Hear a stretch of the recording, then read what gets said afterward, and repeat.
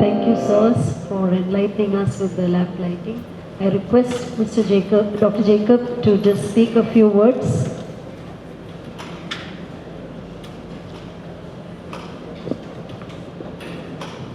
Respected dignitaries on the dais, doctors and invited guests. Really privileged to address the organizers, especially Dr. Atul and George and all the participants of this training program. Palliative care എന്ന് ഞാനൊരു anaesthetist ആയതുകൊണ്ട് തന്നെ palliative care എന്ന് പറയുന്നത് എപ്പോഴും നമ്മുടെ ഹൃദയത്തോട് ചേർന്ന് നിൽക്കുന്ന ഒരു സ്പെഷ്യാലിറ്റിയാണ്. And I was trained in Calicut medical college under Rajagopal sir.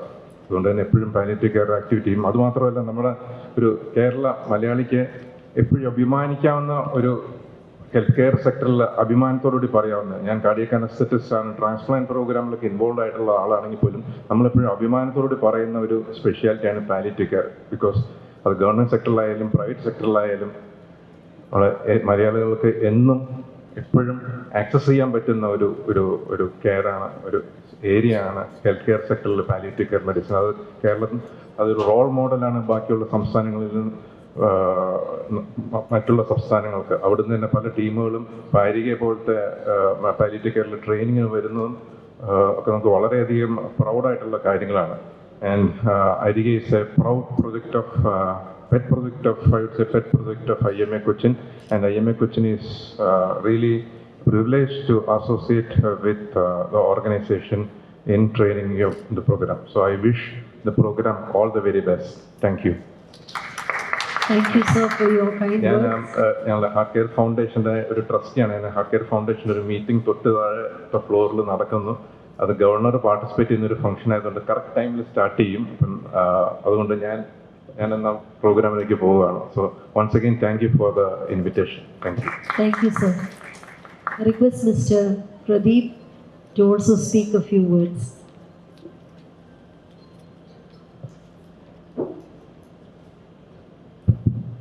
എല്ലാവർക്കും നമസ്കാരം. മുഴുവൻ ഡോക്ടേഴ്സിനും എല്ലാ അതിഥികൾക്കും EAPC കേരളയുടെ ഹൃദ്യമായ നമസ്കാരം. കേരളത്തിലെ പാലിയേറ്റീവ് കെയർ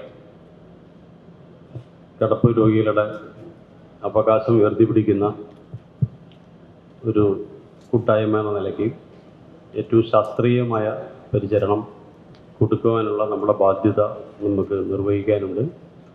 അതോടൊപ്പം പ്രാദേശികമായ സാധ്യതകൾ കൂടി പരമാവധി ഉപയോഗപ്പെടുത്തി വീട്ടിന് അകത്ത് നിന്നുകൊണ്ട് തന്നെ എങ്ങനെ അവരെ എംപവർ ചെയ്യാം, എങ്ങനെ ശാസ്ത്രീയമായ പരിചരണത്തിന് പ്രാപ്തമാക്കാം എന്നത് ഓരോ കാലത്തും മാറി വരുന്ന എല്ലാ സാധ്യതകളും ഉപയോഗപ്പെടുത്തി, എല്ലാ ആധുനിക സാധ്യതകളും ഉപയോഗപ്പെടുത്തി നിർവഹിക്കുക എന്ന ഉത്തരവാദിത്തമാണ് നമുക്ക് ചെയ്യാനുള്ളത്.